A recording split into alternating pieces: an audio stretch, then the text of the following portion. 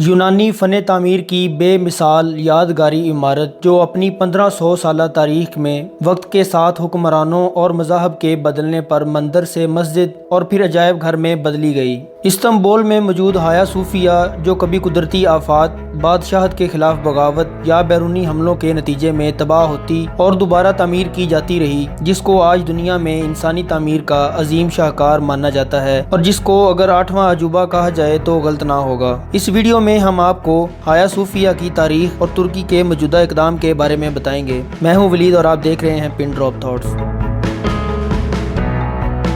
ہایا صوفیہ تاریخ میں پہلی بار 404 عیسوی میں آگ لگنے سے تباہ ہوئی، جو جان کرسوسٹم کے خلاف بغاوتی فساد میں لگائی گئی، جسے 415 میں تھیوڈوسیوس سیکنڈ نے دوبارہ تعمیر کیا، جبکہ دوسری بار ہایا صوفیہ 532 میں ہونے والی بغاوت نیکا اپرائزنگ میں تباہی کا شکار ہوئی، جو ایسٹرن رومن امپائر کے کنگ جسٹینیان I کے خلاف تھی۔ ہپوڈروم اینشنٹ کنسٹینٹینوپل میں موجود ایمفی تھیٹر تھا، جس میں مختلف کھیلوں کا مظاہرہ ہوتا۔ تماشائی اپنی ٹیم کی سپورٹ میں جذباتی ہو کر اکثر ہاتھا پائی پر اتر آتے، جو کافی شدت بھی اختیار کر جاتی۔ 532 میں ہونے والی یہ بغاوت بھی کچھ یوں ہی سٹارٹ ہوئی، لیکن جسٹینیان I نے اسے کچل تو دیا۔ ہایا صوفیہ کی عمارت کو کافی نقصان پہنچا۔ ہایا صوفیہ مختلف ادوار میں مختلف عقائد سے منسلک رہی۔ 537 سے لے کر 1204 تک یہ عمارت بیزنٹائن امپائر کے ماتحت ایز گریک آرتھوڈاکس چرچ استعمال ہوتی رہی، جبکہ 1204 سے 1261 تک ایسٹرن رومن امپائر جو کہ رومن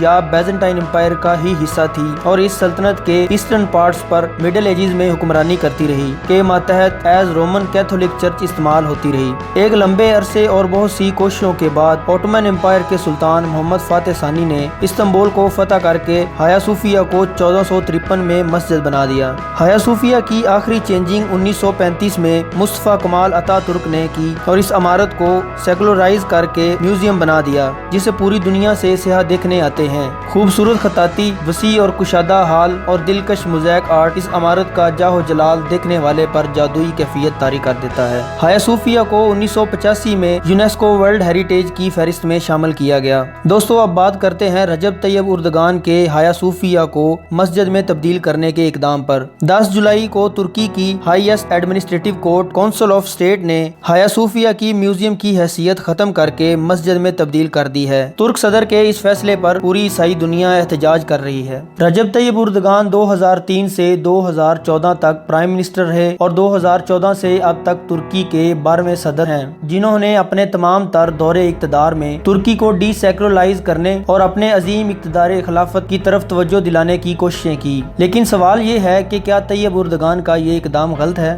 اگر اس فیصلے کو ہایا صوفیہ کی تاریخ اور ترکی کی اس کے حوالے سے پالیسیز کو دیکھا جائے تو ترکی کے اس فیصلے کو غلط نہیں کہا جا سکتا۔ استنبول کی فتح کے بعد ہایا صوفیہ کو بطور مسجد استعمال کیا جاتا رہا ہے اور اس میں موجود تمام مسیحی نقوش و نگار اور نشانیوں کو محفوظ رکھا گیا، اور اب اس فیصلے کے مطابق صرف ہایا صوفیہ کے اس حصے کو نماز کے لیے کھولا گیا ہے جہاں نماز کی ممانعت تھی۔ باقی تمام عمارت سیر و تفریح کے لیے اور کرسچنز کے لیے ویسے ہی ہے جیسے اس سے پہلے تھی۔ اگر اس فیصلے کو سیاسی حوالے سے دیکھا جائے تو یہ کہا جا سکتا ہے کہ ترکی کو معاشی بحران سے نکالنے اور فوجی بغاوت کو کچلنے والے رجب طیب اردگان نے اس فیصلے سے ترک صدر کی گری ہوئی سیاسی ساکھ کو دوبارہ بحال کرنے میں اہم کردار ادا کیا ہے۔ 2016 میں ہونے والی فوجی بغاوت کے بعد طیب اردگان کی مقبولیت وہ نہیں رہی جو پہلے تھی، اس لیے اس فیصلے کو طیب اردگان کی پولیٹیکل موو بھی کہا جا سکتا ہے۔ اگر انٹرنیشنل کمیونٹی کی بات کی جائے تو ترکی کا یہ ریلیجیس ریورژن کا فیصلہ